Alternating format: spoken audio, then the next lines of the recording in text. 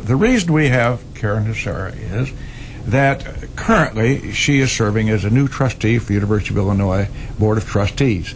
She has a significant bio. Karen has been, they take it from the top, as they say in show business. She started out in real estate, and ultimately she became a member of the county board in Sangamon County. And the next thing you know, she's in the House of Representatives, serving her district down there. And then she went to the state senate to serve as a state senator in that district before the redistricting came around.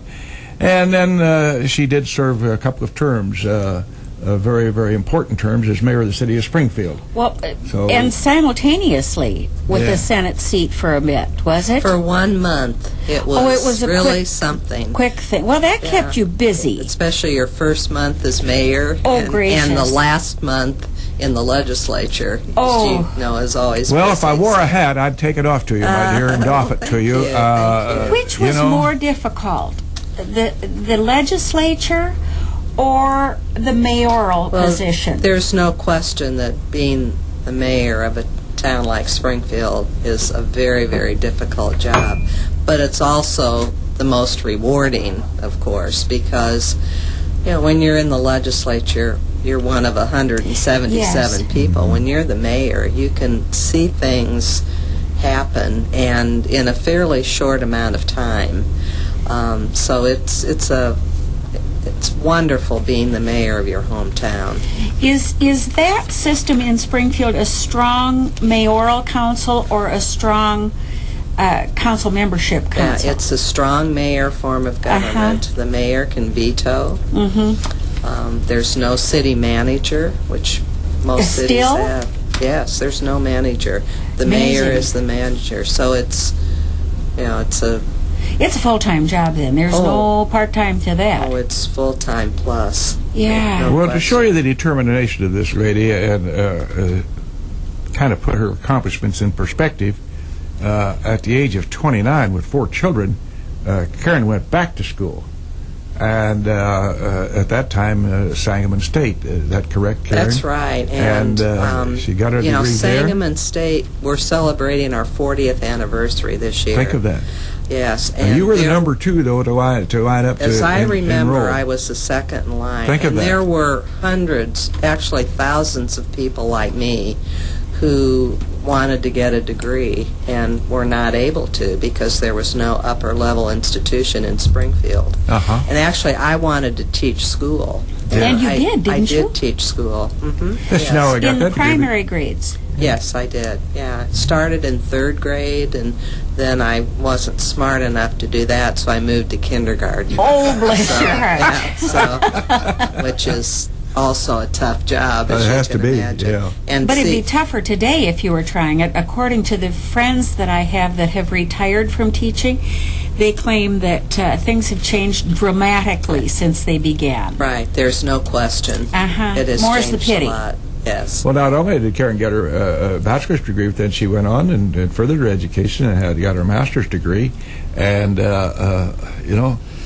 these are, as an adult, this is not some whippersnapper kid in their mid-20s. She started back in college at the age of 29. And, as I say, with 4 young children. So, take your head off, kid. Right. Oh, I do. Yeah. Well, I had a wonderful mother who came to me and said, I will make sure that the children are taken care of. I want you to get your degree. So, and I could take some night classes, which helped.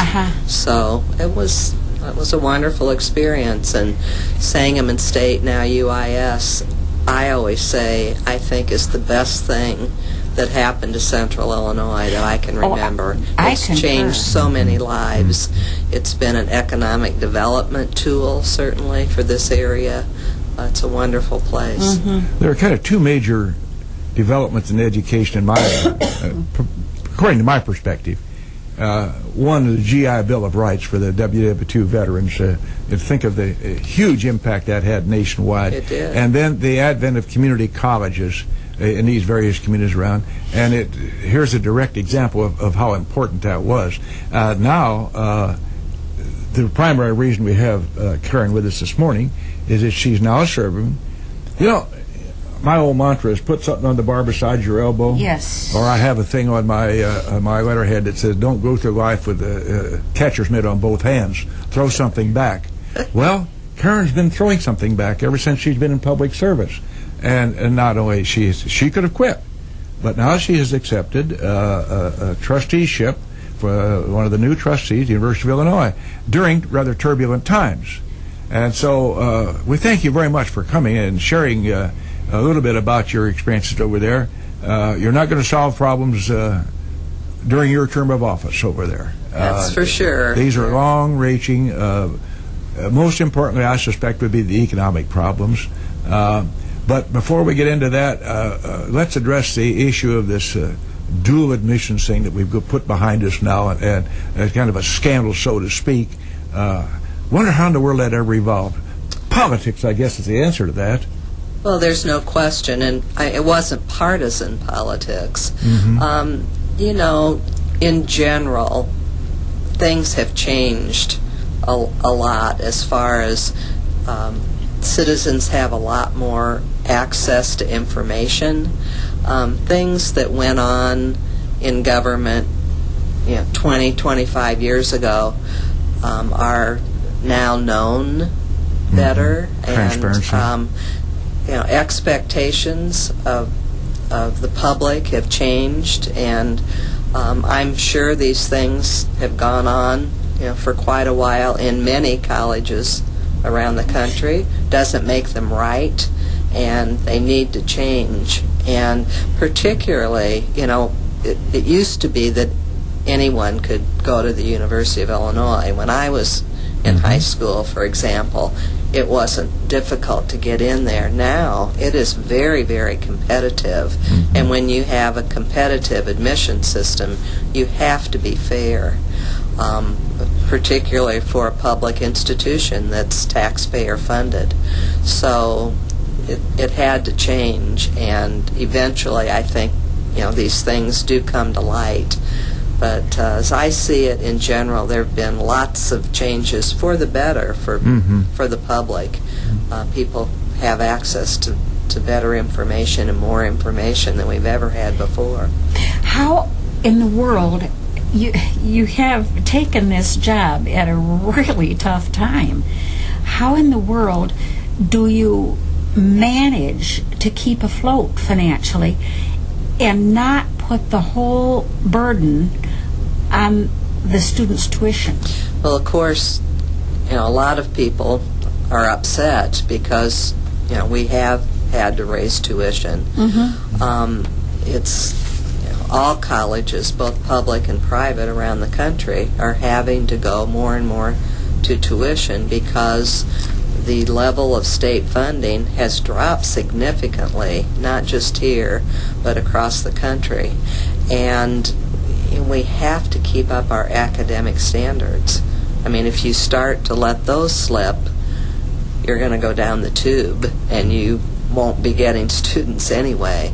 So what we're trying to do is raise more money for scholarships. And we've been a little successful, but we're going to have to work a lot harder. And I think that we're probably going to see a lot more emphasis on raising money for scholarships for students who can't afford to go to school.